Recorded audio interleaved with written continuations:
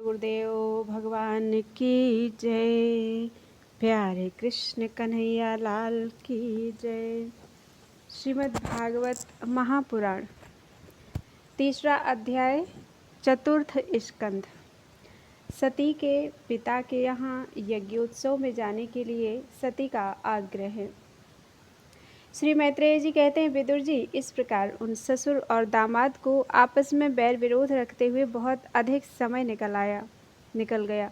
इसी समय ब्रह्मा जी ने दक्ष को समस्त प्रजापतियों का अधिपति बना दिया। इससे उसका गर्व और भी बढ़ गया। उसने भगवान शंकर आदि ब्रह्मनिष्ठों को यज्ञ भाग ना देकर उनका तिरस्कार करते हुए पहले तो वाजपेय यज्ञ किया और फिर बृहस्पति शव नाम का महायज्ञ आरंभ किया। उस यज्ञ उत्सव में सभी ब्रह्मर्षि, देवर्षि, पितर, देवता आदि अपनी अपनी पत्नियों के साथ पधारे। उन सब ने मिलकर वहां मांगलिक कार्य संपन्न किए और दक्ष के द्वारा उन सब का स्वागत सत्कार किया गया। उस समय आकाश मार्ग से जाते हुए देवता आपस में उस यज्ञ की चर्चा करते जाते थे। उनके मुख से दक्ष कुमारी सती ने अपने पिता के घर होने वाले यज्ञ की बात सुन ली। उन्होंने देखा कि हमारे निवास स्थान कैलाश के पास से होकर सब ओर से चंचल नेत्रों वाली गंधर्व और यक्षों की स्त्रियां चमकीले कुंडल और हार पहने खूब सज धज कर अपने अपने पतियों के साथ विमानों पर बैठी उस यज्ञोत्सव में जा रही हैं। इससे उन्हें भी बड़ी उत्सुकता हुई और उन्होंने अपने पति भगवान भूतनाथ से कहा। सती ने कहा, वामदेव, सुना है इस समय आपके ससुर दक्ष प्रजापति के यहाँ बड़ा भारी यज्ञोत्सव हो रहा है। देखिए, ये सब देवता वहीं जा रहे हैं। यदि आपकी इच्छा हो तो हम भी चलें। इस समय अपने आत्मीयों से मिलने के लिए मेरी बहनें भी अपने अपने पतियों सहित वहां अवश्य आएंगी। मैं भी चाहती हूँ कि आपके साथ वहां जाकर माता पिता के दिए हुए गहने, कपड़े आदि उपहार स्वीकार करूं। वहां अपने पतियों से सम्मानित बहनों, मौसियों और स्नेहार्द हृदया जननी को देखने के लिए मेरा मन बहुत दिनों से उत्सुक है। कल्याणमय इसके सिवा वहाँ महर्षियों का रचा हुआ श्रेष्ठ यज्ञ भी देखने को मिलेगा। अजन्मा प्रभु, आप जगत की उत्पत्ति के हेतु हैं। आपकी माया से रचा हुआ यह परम आश्चर्यमय त्रिगुणात्मक जगत आप ही में भास रहा है। किंतु मैं तो स्त्री स्वभाव होने के कारण आपके तत्व से अनभिज्ञ और बहुत दीन हूँ। इसलिए इस समय अपनी जन्मभूमि देखने को बहुत उत्सुक हो रही हूँ। जन्म रहित नीलकंठ, देखिए, इनमें कितनी ही स्त्रियां तो ऐसी हैं जिनका दक्ष से कोई संबंध भी नहीं है, फिर भी वे अपने अपने पतियों के सहित खूब सज धज कर झुंड की झुंड वहां जा रही हैं। वहां जाने वाली इन देवांगनाओं के राजहंस के समान श्वेत विमानों से आकाश मंडल कैसा सुशोभित हो रहा है। सुरश्रेष्ठ ऐसी अवस्था में अपने पिता के यहाँ उत्सव का समाचार पाकर उसकी बेटी का शरीर उसमें सम्मिलित होने के लिए क्यों नहीं छटपटाएगा। पति, गुरु और माता पिता आदि सुहृदों के यहाँ तो बिना बुलाए भी जा सकते हैं। अतः देव, आप मुझ पर प्रसन्न हो। आपको मेरी यह इच्छा अवश्य पूर्ण करनी चाहिए। आप बड़े करुणामय हैं, तभी तो परम ज्ञानी होकर भी आपने मुझे अपने आधे अंग में स्थान दिया है। याचना पर ध्यान देकर अब मेरी इस याचना पर ध्यान देकर मुझे अनुग्रहित कीजिए।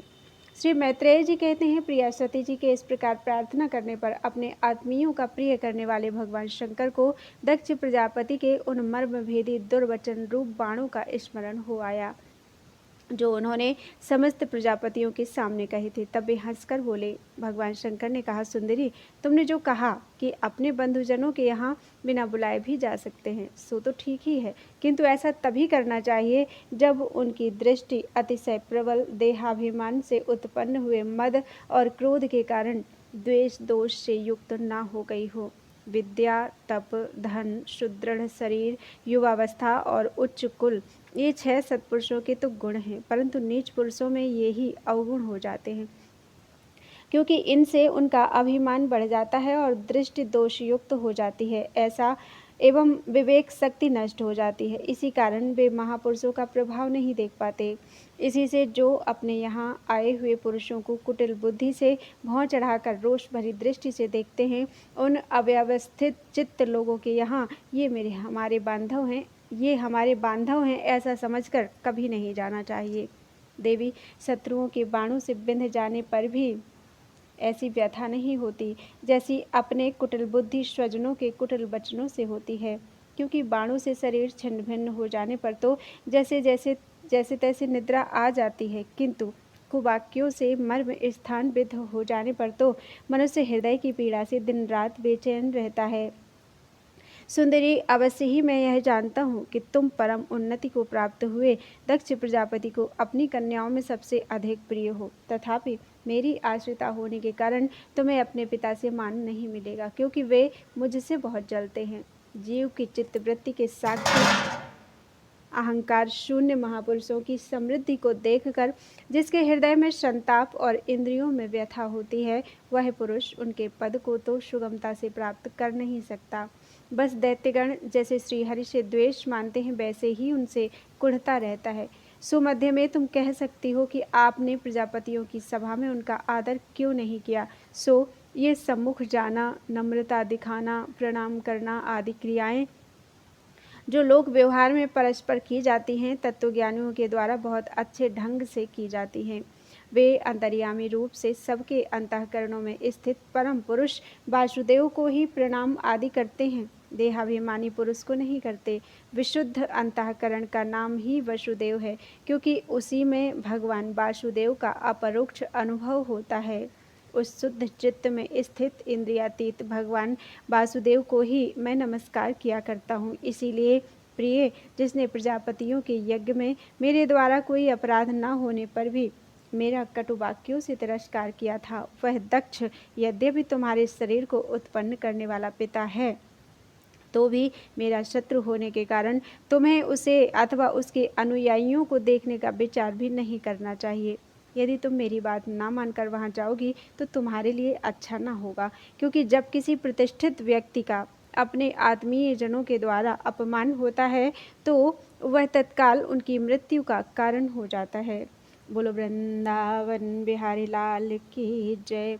चौथा अध्याय, सती का अग्नि प्रवेश। श्री मैत्रेय जी कहते हैं, विदुर जी, इतना कहकर भगवान शंकर मौन हो गए। उन्होंने देखा कि दक्ष के यहाँ जाने देने अथवा जाने देने से रोकने, दोनों ही अवस्थाओं में सती के प्राण त्याग की संभावना है।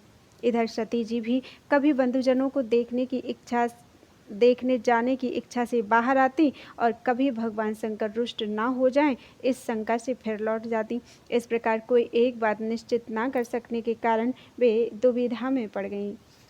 चंचल हो जाने से चंचल सी हो गईं। बंधुजनों से मिलने की इच्छा में बाधा पड़ने से वे बड़ी अनमनी हो गई। स्वजनों के स्नेहवश उनका हृदय भराया और आंखों में वे आंसू भरकर अत्यंत व्याकुल होकर रोने लगी। उनका शरीर थर थर कांपने लगा और वे अप्रतिम पुरुष भगवान शंकर की ओर इस प्रकार रोषपूर्ण दृष्टि से देखने लगी मानो उन्हें भस्म कर देंगी। शोक और क्रोध ने उनके चित्त को बिल्कुल बेचैन कर दिया तथा स्त्री स्वभाव के कारण उनकी बुद्धि मूढ़ हो गई। जिन्होंने प्रीतिवश उन्हें अपना आधा अंग तक दे दिया था, उन सत्पुरुषों के प्रिय भगवान शंकर को भी छोड़कर वे लंबी लंबी सांसें लेती हुई अपने माता पिता के घर चल दी। सती को बड़ी फुर्ती से अकेली जाते देख श्री महादेव जी के मणिमान एवं मद आदि हजारों सेवक भगवान के वाहन वृषभराज को आगे कर तथा और भी अनेकों पार्षद और यक्षों को साथ लेकर बड़ी तेजी से निर्भयता पूर्वक उनके पीछे हो लिए। उन्होंने सती को बैल पर सवार करा दिया तथा मैना, पक्षी, गेंद, दर्पण और कमल आदि खेल की सामग्री, श्वेत छत्र, चंवर और माला आदि राज चिन्ह तथा दुंदुभी, शंख और बांसुरी आदि गाने बजाने के सामानों से सुसज्जित हो वे उनके साथ चल दिए। तदनंतर सती अपने समस्त सेवकों के साथ दक्ष की यज्ञशाला में पहुंची। वहां वेद ध्वनि करते हुए ब्राह्मणों में परस्पर होड़ लग रही थी कि सबसे ऊंचे स्वर में कौन बोले, और सब ओर ब्रह्मर्षि और देवता विराजमान थे तथा जहां तहां मिट्टी, काठ, लोहे, सोने, डाभ और चर्म के पात्र रखे हुए थे। वहां पहुंचने पर पिता के द्वारा सती की अवहेलना हुई। यह देखकर यज्ञकर्ता दक्ष के भय से सती की माता और बहनों के सिवा किसी भी मनुष्य ने उनका कुछ भी आदर सत्कार नहीं किया। अवश्य ही उनकी माता और बहनें बहुत प्रसन्न हुई और प्रेम से गदगद होकर उन्होंने सती जी को आदरपूर्वक गले लगाया।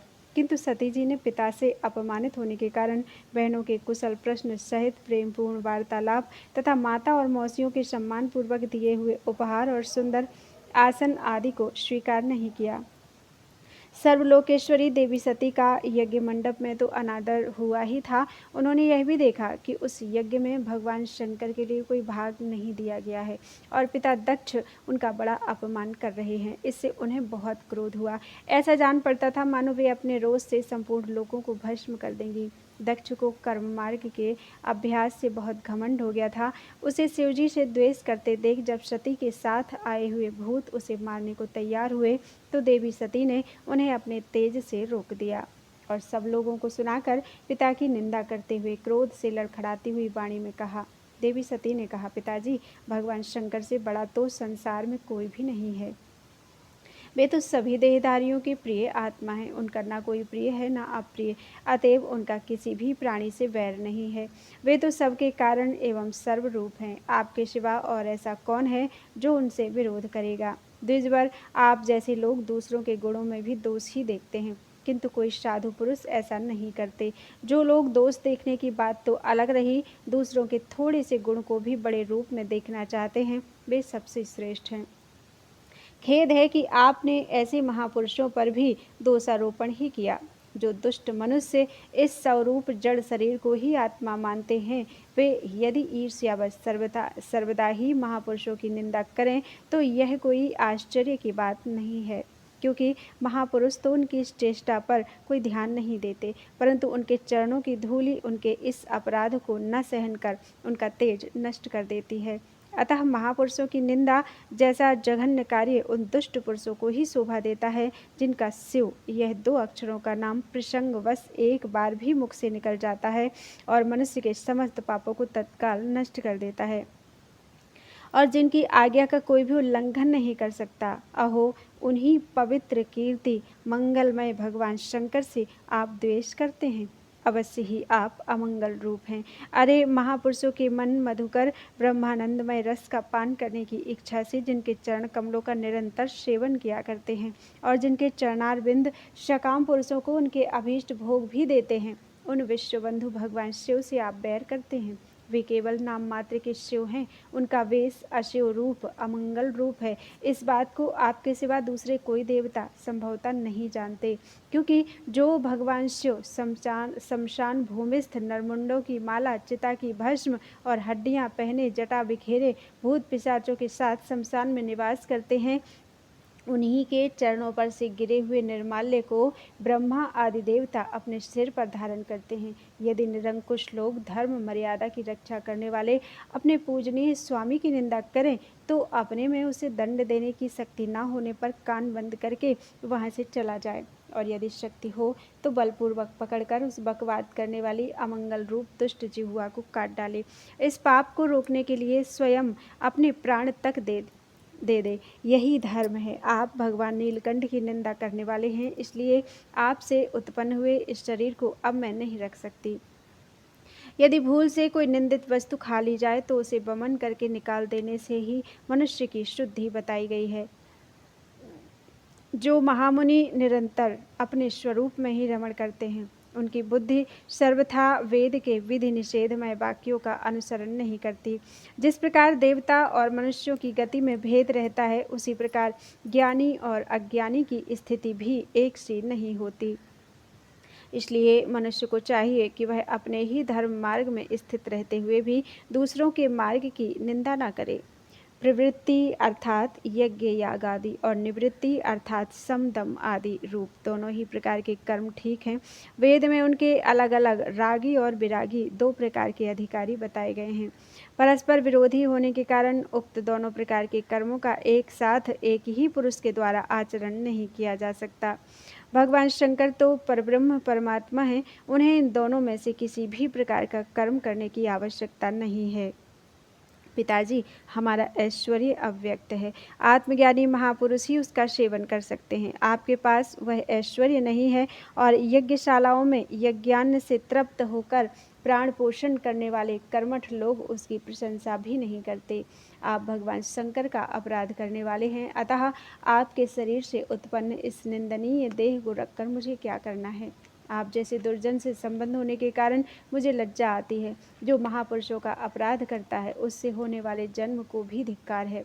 जिस समय भगवान शिव आपके साथ मेरा संबंध दिखलाते हुए मुझे हंसी में दाक्षायणी अर्थात दक्ष कुमारी के नाम से पुकारेंगे, उस समय हंसी को भूलकर मुझे बड़ी ही लज्जा और खेद होगा। इसलिए उसके पहले ही मैं आपके अंग से उत्पन्न इस शवतुल्य शरीर को त्याग दूंगी। श्री मैत्रेय जी कहते हैं, कामादि शत्रुओं को जीतने वाले विदुर जी उस यज्ञ मंडप में दक्ष से इस प्रकार कहकर देवी सती मौन होकर उत्तर दिशा में भूमि पर बैठ गईं। उन्होंने आचमन करके पीला वस्त्र ओढ़ लिया तथा आंखें मूंद कर शरीर छोड़ने के लिए वे योग मार्ग में स्थित हो गईं। उन्होंने आसन को स्थिर कर प्राणायाम द्वारा प्राण और अपान को एक रूप करके नाभि चक्र में स्थित किया। फिर उदान वायु को नाभि चक्र से ऊपर उठाकर धीरे धीरे बुद्धि के साथ हृदय में स्थापित किया। इसके पश्चात अनिंदिता सती उस हृदय स्थित वायु को कंठ मार्ग से भ्रकुटियों के बीच में ले गई। इस प्रकार जिस शरीर को महापुरुषों के भी पूजनीय भगवान शंकर ने कई बार बड़े आदर से अपनी गोद में बिठाया था, दक्ष पर कुपित होकर उसे त्यागने की इच्छा से महामनस्विनी सती ने अपने संपूर्ण अंगों में वायु और अग्नि की धारणा की। अपने पति जगतगुरु भगवान शंकर के चरण कमल मकरंद का चिंतन करते करते सती ने और सब ध्यान भुला दिए। उन्हें उन चरणों के अतिरिक्त कुछ भी दिखाई न दिया। इससे वे सर्वथा निर्दोष अर्थात मैं दक्ष कन्या हूँ ऐसे अभिमान से भी मुक्त हो गईं और उनका शरीर तुरंत ही योगाग्नि से जल उठा। उस समय वहां आए हुए देवता आदि ने जब सती का देह त्याग रूप यह महान आश्चर्यमय चरित्र देखा तब वे सभी हाहाकार करने लगे और सब वह भयंकर कोलाहल आकाश में एवं पृथ्वी तल पर सभी जगह फैल गया। सब ओर यही सुनाई देता था, हाय दक्ष के दुर्व्यवहार से कुपित होकर देवाधिदेव महादेव की प्रिया सती ने प्राण त्याग दिए। देखो सारे चराचर जीव इस दक्ष प्रजापति की ही संतान है, फिर भी इसने कैसी भारी दुष्टता की है। इसकी पुत्री शुद्ध हृदया सती सदा ही मान पाने के योग्य थी, किंतु इसने उसका ऐसा निरादर किया कि उसने प्राण त्याग दिए। वास्तव में यह बड़ा ही असहिष्णु और ब्राह्मणद्रोही है। अब इसकी संसार में बड़ी अपकीर्ति होगी। जब इसकी पुत्री सती इसी के अपराध से प्राण त्याग करने को तैयार हुई तब भी इस शंकरद्रोही ने उसे रोका तक नहीं। जिस समय सब लोग ऐसा कह रहे थे उसी समय शिवजी के पार्षद सती का यह अद्भुत प्राण त्याग देखकर अस्त्र शस्त्र लेकर दक्ष को मारने के लिए उठ खड़े हुए। उनके आक्रमण का वेग देखकर भगवान भृगु ने यज्ञ में विघ्न डालने वालों का नाश करने के लिए अपहतम रक्ष इत्यादि मंत्र का उच्चारण करते हुए दक्षिणाग्नि में आहुति दी। अधवर्यो भृगु ने ज्यों ही आहुति छोड़ी कि यज्ञ कुंड से ऋभु नाम के हजारों तेजस्वी देवता प्रकट हो गए। इन्होंने अपनी तपस्या के प्रभाव से चंद्रलोक प्राप्त किया था।